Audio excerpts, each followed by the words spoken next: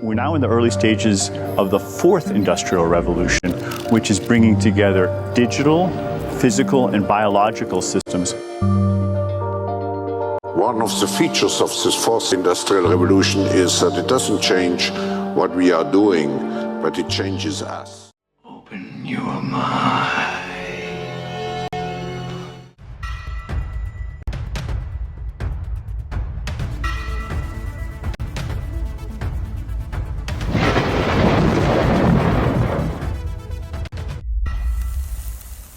Hey out there, this is Buzz with TheSurvivalBuzz.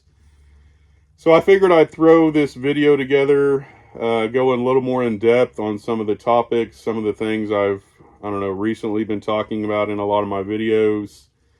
And, I throw videos together sometimes, and I guess I don't realize how much or how little a lot of people may or may not know about the things I'm talking about.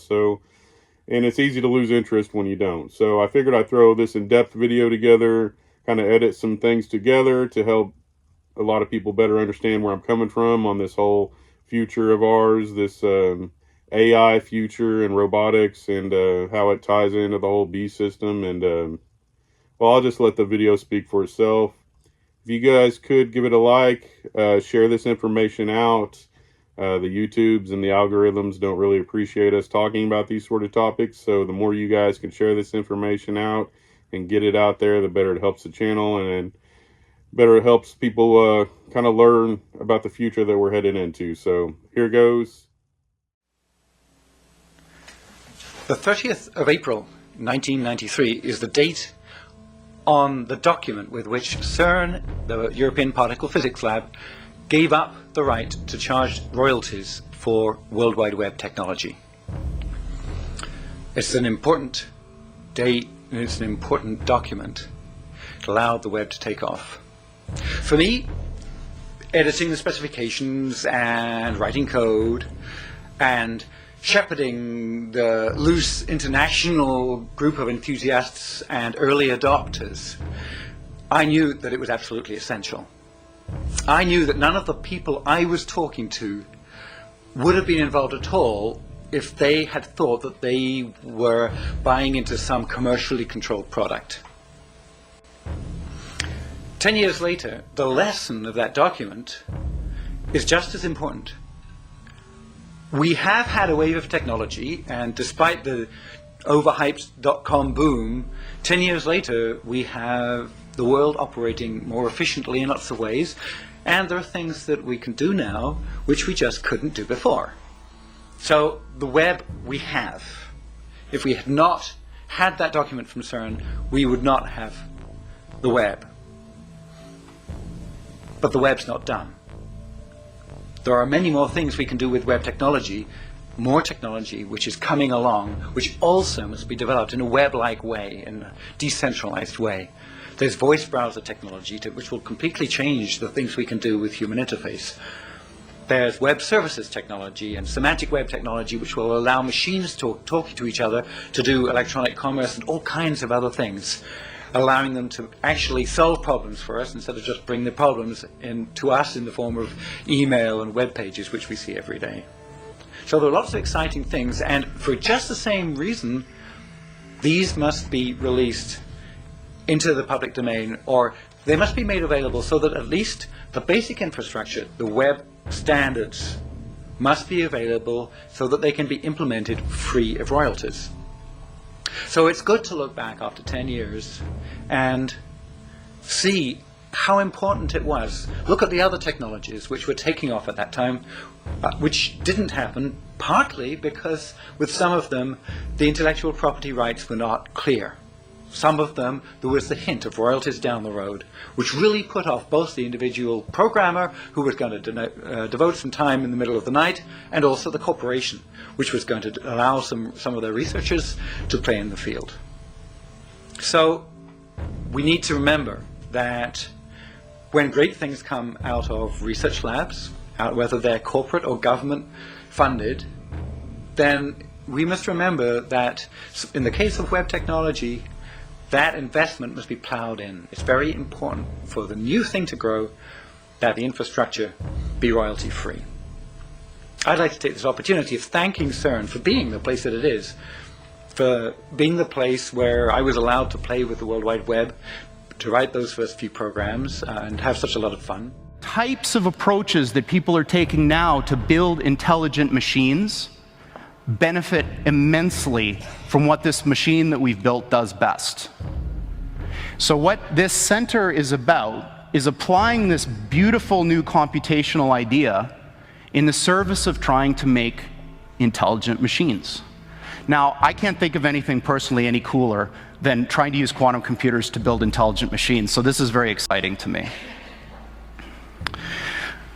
Steve Jurvetson has been a longtime friend and investor in the company, and for those of you who don't know him, he's a Silicon Valley investor who's probably the smartest VC that I know of, and certainly the one that's the most attuned to technological trends. He's on the board of SpaceX, Tesla, Synthetic Genomics, which is Craig Venter's company, is trying to build artificial life, and D-Wave, and that's it. And this is his particularly poetic way of framing the difference between the machines we build and conventional computers. This is what they look like. There are two of them. These are from our lab in Burnaby in British Columbia. From the outside, they look like giant black monoliths, big metal boxes, about 10 feet on a side, 12 feet tall. And they are powered, they have a fridge inside them, a refrigerator that cools these chips to almost absolute zero.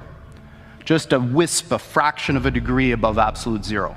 Hundreds of times colder than interstellar space. Amongst the coldest and most isolated and extreme conditions that humans have ever been able to engineer. These fridges, interestingly enough, which are called pulse tube dilution refrigerators, have a thing called a pulse tube, which emits a sound roughly once per second, which sounds eerily like a heartbeat. So if you have the opportunity to stand next to one of these machines, it is an awe-inspiring thing, at least for me.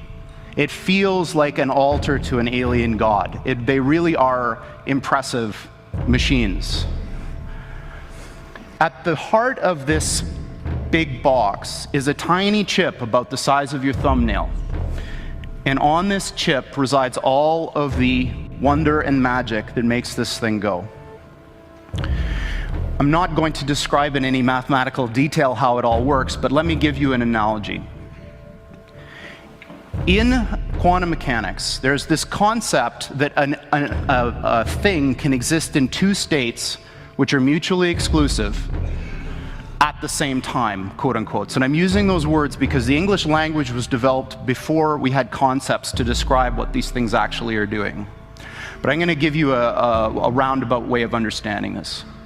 Imagine that there really are parallel universes out there, and now imagine you have two that are exactly identical in every respect, all the way out to the horizon as far as we can see, down to the last little atomic detail of every single thing, with only one difference. And that's the value of a little thing called a qubit on this chip, which is a contraction of quantum bit. And that qubit is very much like a bit or a transistor in a conventional computer. It has two distinct physical states, which we call 0 and 1 for bit. In a conventional computer, these are mutually exclusive. That device is either one or the other, and never anything else. In a quantum computer, that device can be in this strange situation where these two parallel universes have a nexus, a point in space where they overlap.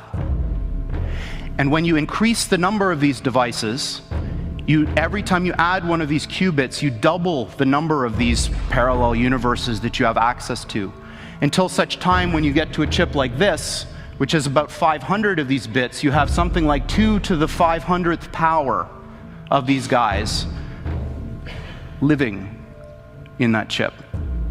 So the way I think about it is that the shadows of these parallel worlds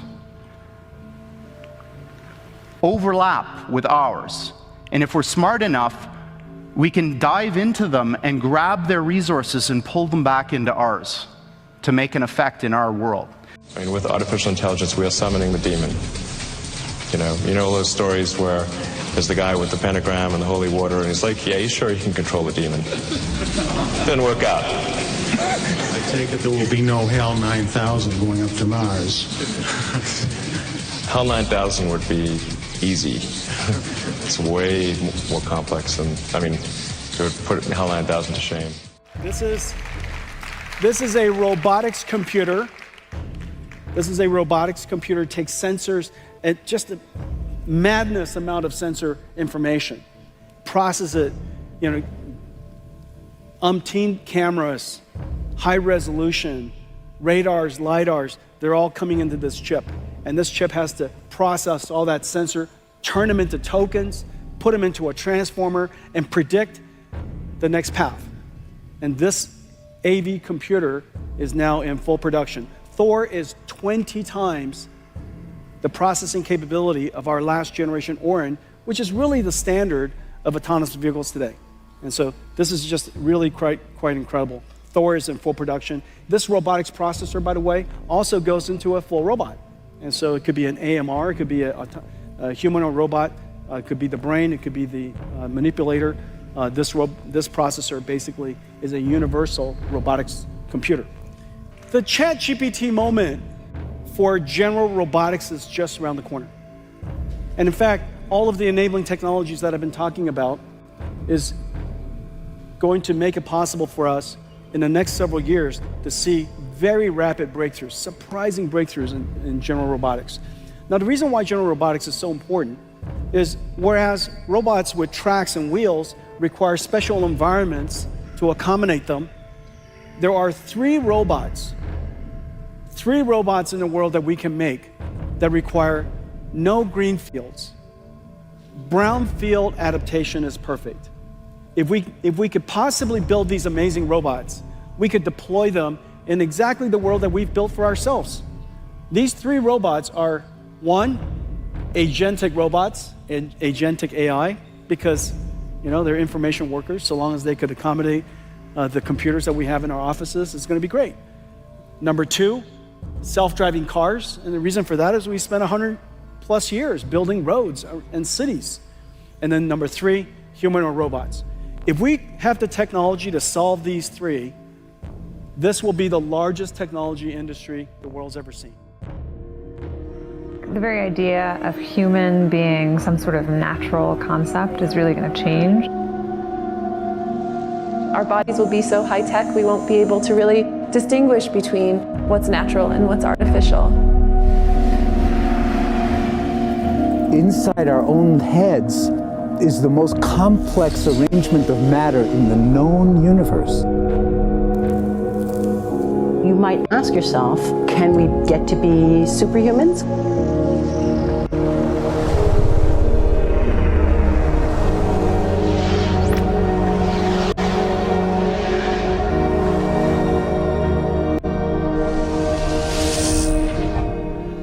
The fourth industrial revolution is that the innovations we are seeing today in terms of artificial intelligence, the Internet of Things, cloud computing, advanced robotics, and many others, together constitute a new phase in human development, on par or even exceeding previous industrial revolutions in scale and impact.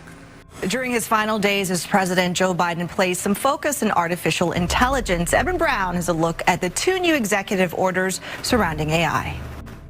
With just days left in office, President Biden is trying to set the tone for the future of AI in the U.S. This week, he signed two executive orders. One directs the Departments of Defense and Energy to find sites where the private sector can build new AI data centers, while the other sets new restrictions on exports of artificial intelligence chips or semiconductors, mandating the chips be sold to American companies.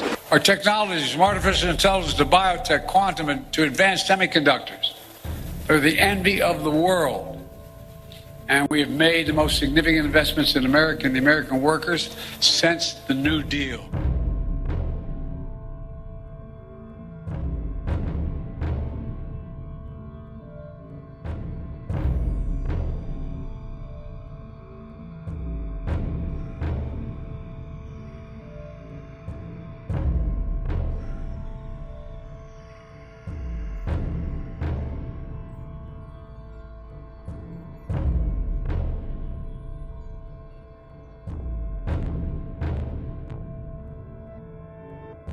basically announcing the administration's policy to make America the world capital in artificial intelligence and to dominate and to lead the world in AI.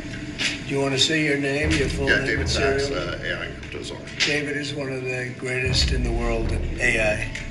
Most respected probably there is.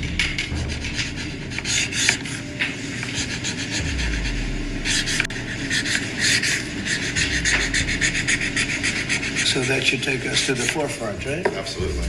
We got to win. Okay. Thank you. And this, David, is? Yeah, this is the Crypto EO. We're going to be forming an internal working group to make to make America the world capital in crypto under your leadership. Which is really going up, right? Absolutely.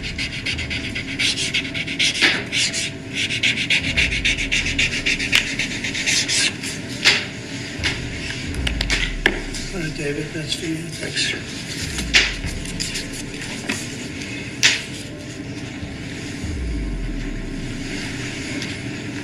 You find them exciting? They might not be exciting, but we're going to make a lot of money for the country. Thank you, sir. And so is David.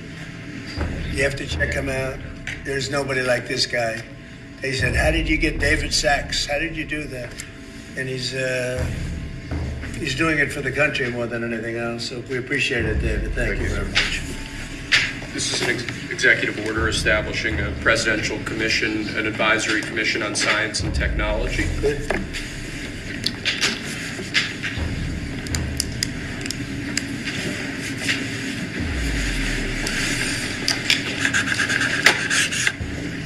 You want to explain that a little bit? The basic idea is to get together top people from government, the private sector, technology industry, as well as educational institutions, to make sure that America maintains its leadership position with respect to science and technology development in the years ahead. Good. It'll make the United States a manufacturing superpower and the world capital of artificial intelligence and crypto. Already Americans' economic, you can see this, I think, maybe even in your wonderful, wonderful room that you're all gathered together. So many of my friends, just 2 days ago, Oracle, SoftBank, and OpenAI announced a $500 billion investment in AI infrastructure. Other companies likewise have announced billions and billions and billions, adding up to trillions of investment in America, in the United States.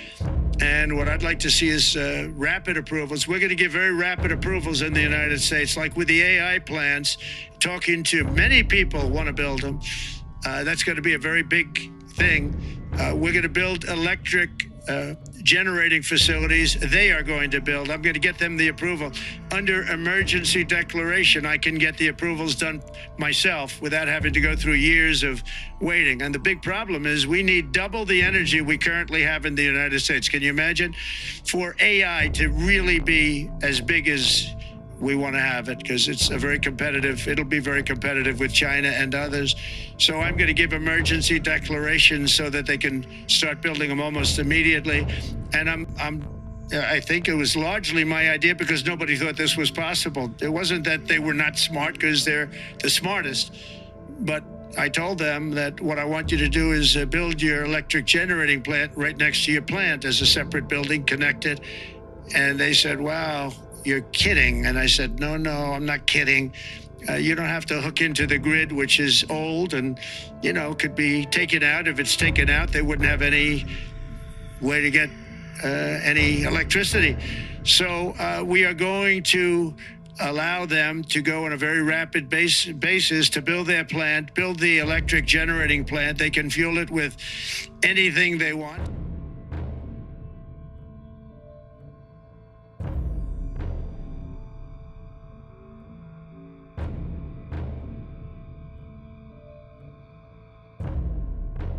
One of the most exciting things we're working on, using the tools that Sam and Masa are providing, is a cancer vaccine. All of our cancers, cancer tumors, little fragments of those tumors float around in your blood.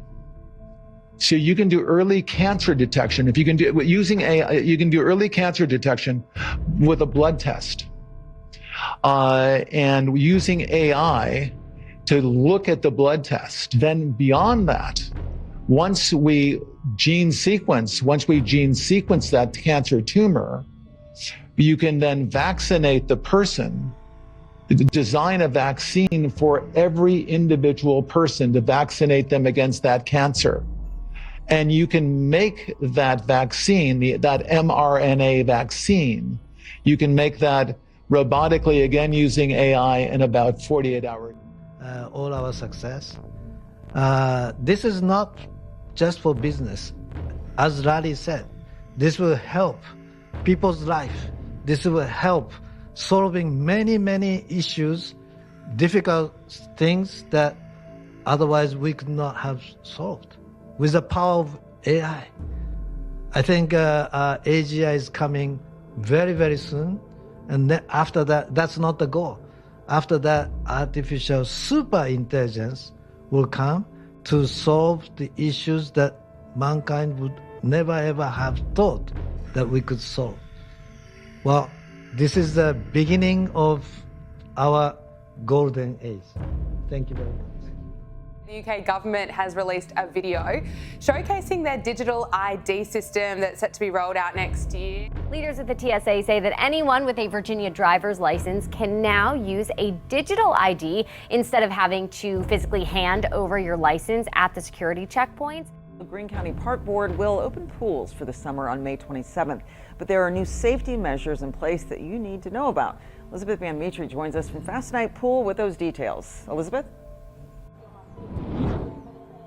Yes, Lee. So if you're planning to head out to one of these pools this summer, you're definitely going to want to bring your swimsuit. Maybe bring some sunscreen would be a good idea. Of course, a towel. But you're also going to want to be registered with the park board for a digital ID. If you are an Illinois resident, you'll soon be able to import your driver's license or state ID right into your Apple Wallet. This will enable you to easily and securely add your IDs digitally to your iPhone. Then you'll be able to simply tap your iPhone or your Apple Watch to present it in person without having to take out a physical card or handing over your device.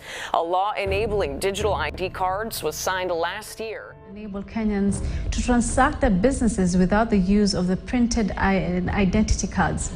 The National Registration Bureau Secretary, Dr. Christopher Kinyua, said the new digital identity cards will enable holders to make transactions conveniently using even their fingerprints. Would you be happy having all of your personal information stored in one place? Passport, license, bills, banking, the lot. The government says it will keep our identities safer. But with cybersecurity attacks on the rise, are we ready to trust? Californians with iPhones can now store their driver's license right in their digital wallet. Governor Gavin Newsom announced today the option is now available for iPhones and Apple Watches.